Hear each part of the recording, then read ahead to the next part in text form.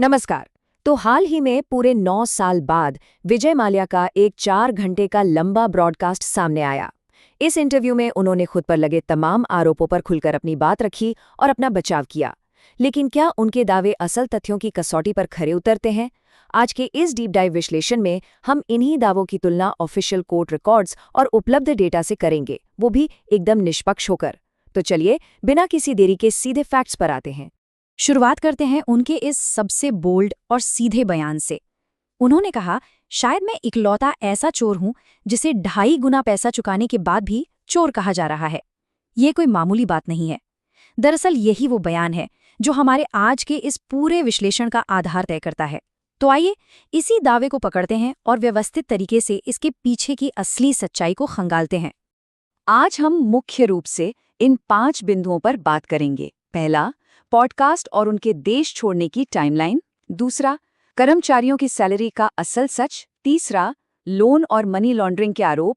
चौथा, उनके कर्ज और सेटलमेंट के दावे। और आखिर में देखेंगे पीआर स्टंट बनाम असली पत्रकारिता का खेल। तो चलिए, सबसे पहले बात करते हैं हमारे पहले पॉइंट की, पॉडकास्ट और उनके देश छोड़ने की टाइमलाइन। जरा इस टाइमलाइन पर गौर कीजिए, ये बहुत कुछ साफ कर देती है। 28 फरवरी 2016 को एसबीआई के अधिकारी सुप्रीम कोर्ट के वकील दुष्यंत दवे से मिलते हैं। वकील उन्हें तुरंत सुप्रीम कोर्ट जाने की सलाह देते हैं क्योंकि माल्या के देश छोड़ने की पूरी आशंका थी। लेकिन अगले ही दिन 29 फरवरी को बैंक अधिकारी पिटीशन फाइल करने वाली मीटिंग में पहुंचते ही नहीं हैं। फिर 2 मार्च को विजय माल्या भारत छोड़ देते हैं और इसके 3 दिन बाद यानी 5 मार्च को एसबीआई अचानक जागता है और सुप्रीम कोर्ट में पिटीशन दायर करता है। आप देख रहे हैं ना, कैसे ये प्रस्थान ठीक उन्हीं कुछ अहम दिनों के बीच हुआ। अब इन दो बातों को आमने सामने रखकर देखते हैं। माल्या का दावा है कि वो भागे नहीं थे, बल्कि जिनेवा जाने से पहले उन्होंने तत्कालीन वित्त मंत्री अरुण जेटली को पूरी पारदर्शिता के साथ इसकी जानकारी दी थी। लेकिन असल रिकॉर्ड्स कुछ और ही कहानी बयां करते हैं। सच ये है कि उनका जाना ठीक उसी छोटी सी विंडो के दौरान हुआ जब बैंक कानूनी रूप से उनके देश छोड़ने पर रोक लगाने के लिए अदालत जाने ही वाले थे। तो यहाँ उनके दावों और दर्ज की गई कानूनी कार्रवाइयों के बीच एक बहुत बड़ा विरोधाभास साफ नजर आता है। आगे बढ़ते हैं हमारे दूसरे हिस्से की तरफ, कर्मचारियों की सैलरी का सच। इस ब्रॉडकास्ट में एक बात बार बार कही गई कि उन्हें अपने कर्मचारियों की बहुत फिक्र थी, लेकिन क्या करें, कर्नाटका हाई कोर्ट ने फंड्स फ्रीज कर दिए थे, इसलिए वो सैलरी नहीं दे पाए। सुनने में ये तर्क सही लगता है, लेकिन यहाँ समय का एक बहुत बड़ा फेर है। रिकॉर्ड्स बताते हैं कि हाईकोर्ट ने फंड्स 2013 में फ्रीज किए थे, जबकि सच्चाई ये है कि कर्मचारियों को सैलरी मिलना 2012 के मध्य से ही पूरी तरह से बंद हो चुका था। सोचिए, पिछले साल की सैलरी ना दे पाने का कारण अगले साल का अदालती आदेश कैसे हो सकता है? ये बात लॉजिकली फिट नहीं बैठती। इसी से जुड़ा एक और हैरान करने वाला आंकड़ा है 13 करोड़ रुपए। 2013 में जब माल्या ने कर्मचारियों की सैलरी देने के लिए हाईकोर्ट में पिटीशन लगाई, तो उन्होंने केवल 13 करोड़ रुपए जारी करने की मांग की। पता है ये रकम कितनी थी? ये सिर्फ 1 महीने की सैलरी कवर कर सकती थी, जबकि असल में कर्मचारियों के पूरे 8 महीने के वेतन बकाया थे, जिन्हें उस पिटीशन में पूरी तरह से इग्नोर कर दिया गया। और अब एक बहुत ही दिलचस्प, या यूं कहें कि हैरान करने वाला कोइंसिडेंस देखिए। ठीक यही 13 करोड़ का आंकड़ा एक और जगह इस्तेमाल हुआ। दिसंबर 2015 में जब कर्मचारी अपनी रुकी हुई सैलरी के लिए दर-दर भटक रहे थे, तब गोवा में माल्या का 60वां जन्मदिन मनाया जा रहा था। पूरे 2 दिन की शानदार पार्टी, इंटरनेशनल पॉप स्टार्स की परफॉर्मेंस, और रिपोर्ट्स के मुताबिक इस भव्य आयोजन पर भी ठीक 13 करोड़ रुपए ही खर्च किए गए थे। देखिए, इन सब आंकड़ों के पीछे की मानवीय कीमत बहुत भारी रही है। आज की तारीख में भी किंगफिशर के करीब 3000 कर्मचारियों के 300 करोड़ रुपए बकाया है, और इसी भारी आर्थिक तनाव के चलते एक कर्मचारी की पत्नी ने आत्महत्या कर ली थी, जो कि बेहद दुखद है। लेकिन जब ब्रॉडकास्ट के दौरान इस बारे में पूछा गया तो माल्या ने इसे महज एक वैवाहिक विवाद कहकर खारिज कर दिया। ये हमें सोचने पर मजबूर करता है कि वित्तीय विफलताओं का आम लोगों की जिंदगियों पर कितना गहरा और गंभीर असर पड़ता है। चलिए, अब रुक करते हैं हमारे तीसरे महत्वपूर्ण बिंदु का, लोन और मनी लॉन्ड्रिंग के आरोप। यहाँ माल्या का सीधा सा तर्क है कि भाई, मैंने खुद तो कोई पैसा उधार लिया ही नहीं, मैं तो सिर्फ एक गारंटर था, मुझ पर कोई आपराधिक मामला नहीं है। लेकिन क्या अदालतें भी ऐसा ही सोचती हैं? असल में भारतीय और यूके दोनों ही अदालतों ने ये बिल्कुल साफ कर दिया है कि एक पर्सनल गारंटर लोन चुकाने के लिए कानूनी तौर पर पूरी तरह जिम्मेदार होता है। और सबसे बड़ी बात, ईडी ने उनके खिलाफ prevention of money laundering act के तहत मामला दर्ज किया हुआ है और मनी लॉन्ड्रिंग कानूनी रूप से एक स्पष्ट आपराधिक कृत्य है। अब देखते हैं कि पैसा गया कहाँ। ईडी का आरोप है कि किंगफिशर एयरलाइंस के लोन में से लगभग 3,547 करोड़ रुपए मनी लॉन्ड्रिंग के दायरे में आते हैं। इस टेबल को देखिए। 2008 से 2012 के बीच विमान की लीज कॉस्ट को बढ़ा चढ़ाकर 3,432 करोड़ का हेरफेर किया गया।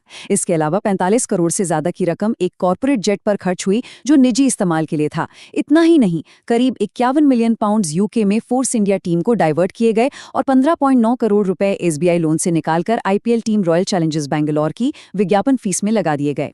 जांच एजेंसियों के पास कुछ और भी दस्तावेज हैं जो कहानी में नए मोड़ लाते हैं। जैसे बिना कोई संपत्ति गिरवी रखे आईडीबीआई बैंक से लोन लेने के लिए कंपनी की ब्रांड वैल्यूएशन को भविष्य के अनुमानों पर 3,460 करोड़ रुपए तक बढ़ा चढ़ाकर दिखाया गया।